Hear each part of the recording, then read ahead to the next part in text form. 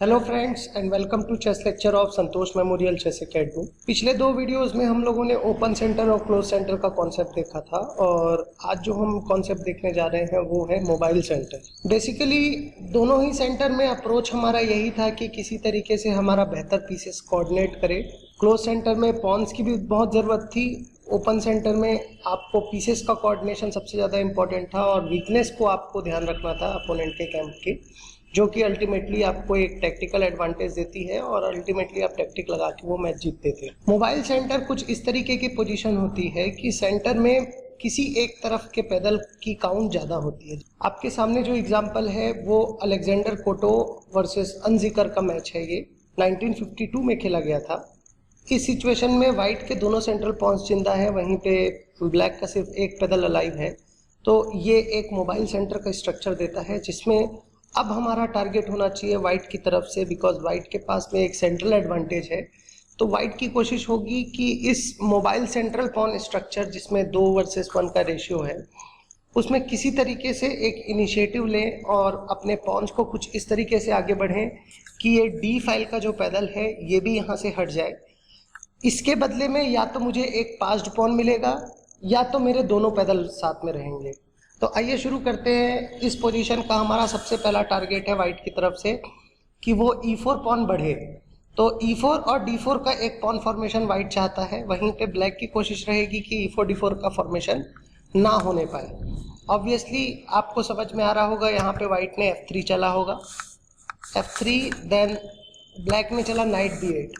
क्योंकि अभी E4 possible नहीं है बिकॉज मेरे पास में ज़्यादा अटैकर्स हैं, तो इस समय पे नाइट ने प्लान किया कि नाइट B8 C6 से हम एक D4 स्क्वायर पे अटैक करेंगे, जो कि एक ड्रॉबैक होगा अगर आप E4 चलते हैं। तो आई होप आपको ड्रॉबैक के कॉन्सेप्ट समझ में आए होंगे। Q D3, रुक E8। आई होप अब आपको समझ में आ रहा होगा किस तरीके की थीम में ग्रैंड मास्टर्स प्ले करते हैं, क्या उनका आइडिया रहता है गेम में, बिकॉज हर चाल अपने प्लान से लिंक्ड है उनकी। तो can you guess the white's move? Knight G3। Again उनका प्लान है कि E4 बढ़ें, क्योंकि नया अटैकर हमारे पास में नहीं आ सकता E4 पर। इससे हम लोगों ने प्लानिंग ये किया कि जैसे ही आप E4 चलेंगे, मेरा ये पैदल जब इसको मारता है तो मेरे पास एक एक्स्ट्रा अटैकर आएगा। I have 3 versus 2 on this D4 square. इस वजह से अभी E4 चलना पॉसिबल नहीं है। वाइट ने चला बिशप B2, रुक C8। आई थिंक यहाँ पे E4 चला जा सकता था, बट वाइट ने प्रिफर किया रुके E1, बिकॉज इस सिचुएशन में आपको अभी कहीं से कोई अटैक नहीं हो रहा है, प्लस आपके पास प्लान है। वहीं ब्लैक के पास सिर्फ अभी एक प्लान है कि आपके थीमेटिक जो पॉन ब्रेक है E4 का, मोबाइल सेंटर को किस तरीके से एक्टिवेट ना होने दे, ये अभी एक्चुअली ब्लैक का प्लान है। तो रुके E1 एक लॉजिकल मूव है। हम अपने सारे पीसेस को एक साथ कोऑर्डिनेट करने को जा रहे हैं। H6, जैसा कि मैंने प्रिंसिपल्स में भी डिस्कस किया था कि आपको अननेसेसरी कोई ऐसी चाल नहीं चलनी है जिससे अपोनेंट को टेम्पो मिले। तो ये एक टेम्पो मूव थी, टेम्पो लॉस था ब्लैक की तरफ से, क्योंकि अपोनेंट ने ये सोचा कि अगर मैं E4 और E5 बढ़ता हूं तो मेरे पास एक नाइट का फ्लाइट स्क्वायर होना चाहिए, जो एक इनकरेक्ट अप्रोच है। इसका फायदा उठाना अब हमारे पास में बहुत इंपॉर्टेंट है। तो अपोनेंट ने तुरंत यहाँ पे E4 चला, C cross D4, C cross D4, D cross E4, F cross E4। तो इसे बोलते हैं फुल सेंटर। फुल सेंटर का मतलब दोनों पैदल सेंटर के हों। ये एक ड्रीम पोजीशन होती है किसी भी साइड के लिए। ये हमने मोबाइल सेंटर का कॉन्सेप्ट यूज करके एक क्लियर पास पॉन निकाला, जो कि अभी अब कनेक्टेड पास पॉन है। N E5, Q D1, night C4, bishop C1। Obviously opponent चाहता है कि एक्सचेंज करे पीसेस ताकि उनको थोड़ा सा प्ले मिले। बिशप C1 हमने पीसेस एक्सचेंज अवॉइड किया। Night H7। अब वो समय आ गया है जब हमको अपने पीसेस को कोऑर्डिनेट करके रीग्रुप करके किंग साइड में अटैक करना है, क्योंकि जो हमको मिलना था इस पोजीशन से सेंटर की तरफ से वो मिल चुका है और मिडिल गेम चालू हो गया है। रुक E4, नाइट F8। देखिएगा किस तरीके से वाइट अपने पीसेस को कोऑर्डिनेट करते हैं। नाइट F5, इंपॉर्टेंट काम वाइट कर रहा है जिसमें अपने सारे पीसेस को वो प्रिपेयर कर रहा है अटैक करने को। हम जब आर्ट ऑफ अटैक देखेंगे, किस तरीके से आप एक अटैक प्लान करते हैं, तब हम इन कॉन्सेप्ट को डिस्कस करेंगे।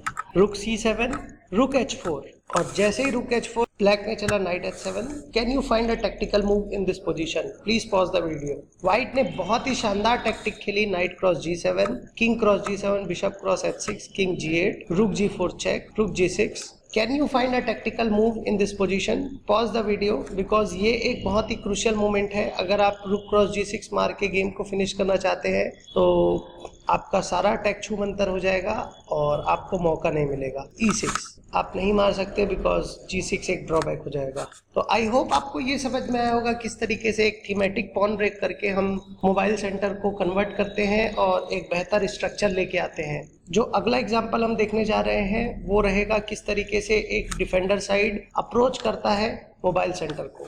ये जो दूसरा एग्जाम्पल है ये सिमिलर एग्जाम्पल है, सिमिलर पैटर्न पर। Konstantinopolsky versus Kotov USSR championship, Soviet championship है ये 1945 की, उससे आई गई पोजीशन है। चलिए डायरेक्ट शुरू करते हैं। रुक E1, प्लानिंग है F3 और E4 का। वहीं पे ब्लैक की कोशिश ये होनी चाहिए कि E4 D4 का जो पॉन फॉर्मेशन है उसको किस तरीके से रोका जाए। तो bishop C8, F3, night cross C3, bishop cross C3, bishop F5। आप देख रहे होंगे हर वो चाल उस थीम पर है जिस थीम की वजह से हम ये वीडियो को देख रहे हैं। QD2, प्लानिंग कुछ इस तरीके की है कि हम डबल करें अपने रुक को E फाइल पर। अपोनेंट ने बहुत अच्छी चाल चली, वो थी H5। H5 का प्लानिंग ये है कि G4 और H4 जो भविष्य में आ सकता है उसको रोका जाए सबसे पहले। रुक E2, QD7। इसका पर्पस ये है कि हम जो E4 में जितने भी अटैकर हैं अगर हम उनको कम करते हैं तो अल्टीमेटली उसका इम्पैक्ट हमको कम होगा। तो G2 का जो बिशप है ये एक तरीके से डायरेक्ट अटैकर है जिसको कम करना है हमको किसी तरीके से एक्सचेंज करके। रुक E1, bishop H3, bishop H1। White obviously exchange नहीं करना चाहेगा। रुक E6, ब्लैक का भी यही एक्सपेक्टेशन है कि किसी तरीके से रुक को डबल करें। E4 चला, D cross E4, F cross E4। आपने पूरी कोशिश करी इसको रोकने की बट पॉसिबल नहीं हो पाया। बट अब जो आपके हाथ में है वो ये है कि किसी तरीके से इसके इम्पैक्ट को कम कर सकें और यही हमारा डिफेंस का कॉन्सेप्ट रहेगा जो कि हम अभी इस वीडियो में समझने जा रहे हैं। रुक E8, bishop F3। Bishop F3 एक मिस्टेक है बिकॉज अब ब्लैक को मौका मिल गया है अपने पीस एक्सचेंज करने का।